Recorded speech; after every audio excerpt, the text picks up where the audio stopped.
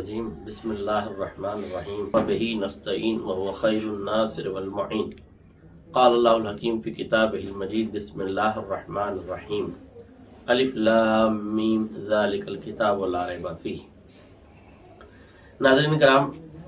سلسلہ درس جاری ہے اور یہاں تک ہم نے آپ کے سامنے عظمت قرآن بیان کیا اور اسی درمیان میں قرآن مجید پر ہونے والے اعتراضات کے مختصر جواب دینے کی کوشش کی۔ دامن وقت میں اتنی گنجائش نہیں ہوتی کہ تفصیلات سے بحث کی جائے، اس لیے بہت مختصر طور سے ہم آپ کے سامنے ان اعتراضات کا خلاصہ پیش کرتے ہیں اور ان کے جوابات پیش کرتے ہیں۔ جیسا کہ ہم نے آپ کے سامنے پچھلے درس میں یہ کہا تھا کہ قرآن مجید کی 26 آیتوں پر جو اعتراض کیا گیا کہ یہ آتنکواد کی طرف دعوت دیتی ہیں، اس کا نتیجہ یہ ہے کہ ان آیات کے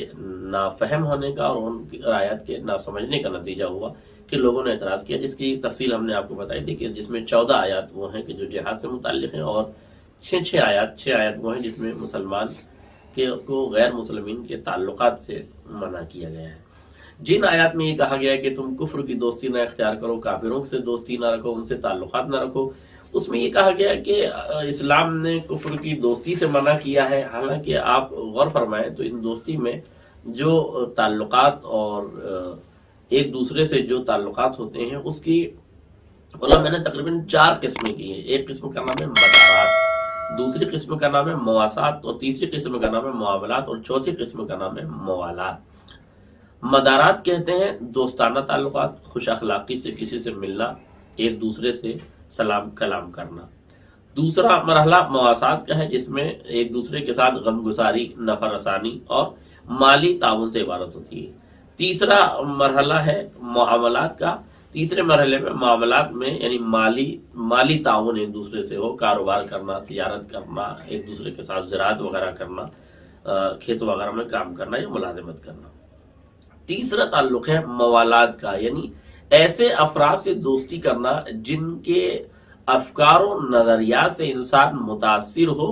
اور ان کی فکر غلیظ انسان پر اثر انداز ہو جائے۔ اسلام نہ مدارات کے لیے منع کرتا ہے، نہ مواسات کے لیے منع کرتا ہے، اور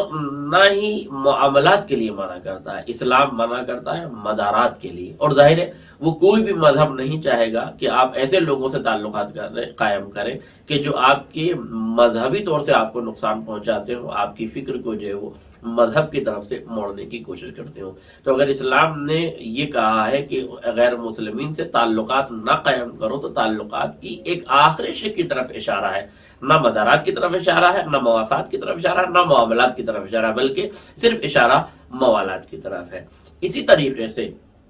جو آیات عذاب کی ہیں وہ ہم نے آپ کے سامنے بتایا کہ مجرموں پر عذاب کرنے کے سلسلے میں۔ جو آیات جہاد کے سلسلے میں بیان کی گئی ہیں وہ اکثر آیات وہ ہیں کہ جن میں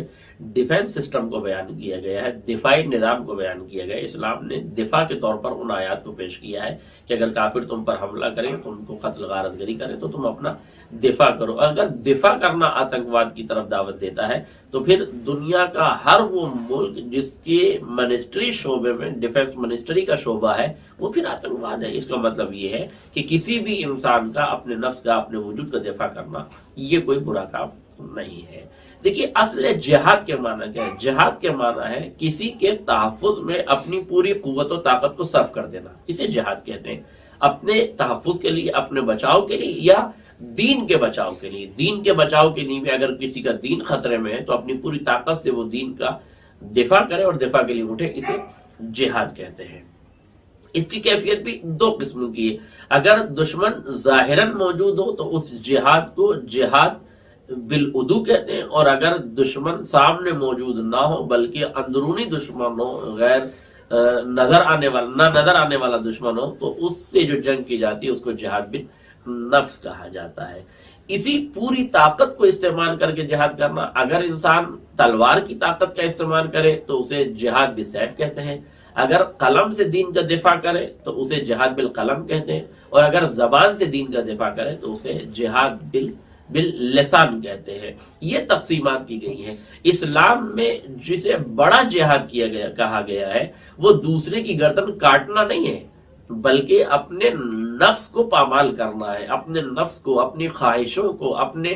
اپنے چاہتوں کو قربان کرنا ہے دین کے لیے، لہذا یہ سب سے بڑا جہاد ہے۔ روایت میں ہے کہ ایک شخص جو ہے وہ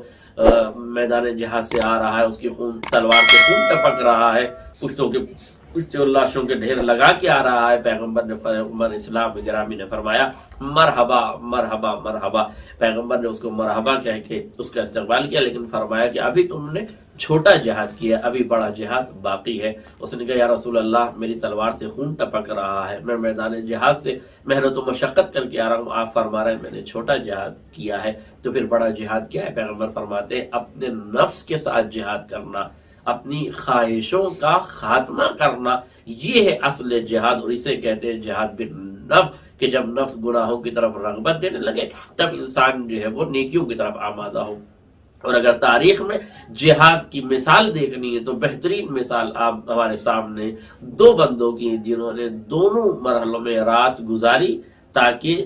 اپنے نفس سے جنگ کرتے رہے۔ ایک نے شب 19 رمضان میں رات گزاری اور صبح 19 میں اس نے وہ جرم کیا جو اسے نہیں کرنا چاہیے۔ ایک نے شب عاشور رات گزاری اور اس رات میں صبح میں وہ اس پار آ گیا جس پار اسے آنا چاہیے، یعنی ایک حر ابن یزید ریاحی ہے اور ایک عبد الرحمن ابن ملجم ہے۔ ان دونوں نے شب بیداری کی ہے، دونوں نے رات بسر کی ہے، اور دونوں رات بھر نفس کی جنگ کرتے رہے، اپنے نفس سے لڑتے رہے۔ عبد الرحمن ابن ملجم کا نفس اسے رات بھر اس بات کی ملامت کرتا رہا کہ تو جس ارادے سے آیا ہے، قتل امام کے ارادے سے آیا ہے، تجھے یہ قتل نہیں کرنا چاہیے، لیکن اس کے باوجود بھی وہ اپنے نفس کا پیروکار ہوا اور صبح کے اجالے میں، صبح ہوتے ہی اس نے اس جرم کا ارتکاب کیا کہ وہ اشقی الاولین والآخرین میں قرار پایا۔ لہذا جو نفس کی جنگ ہار جاتا ہے وہ انسان دنیا اور آخرت میں ذلیل و رسوا ہو جاتا ہے۔ اسی کے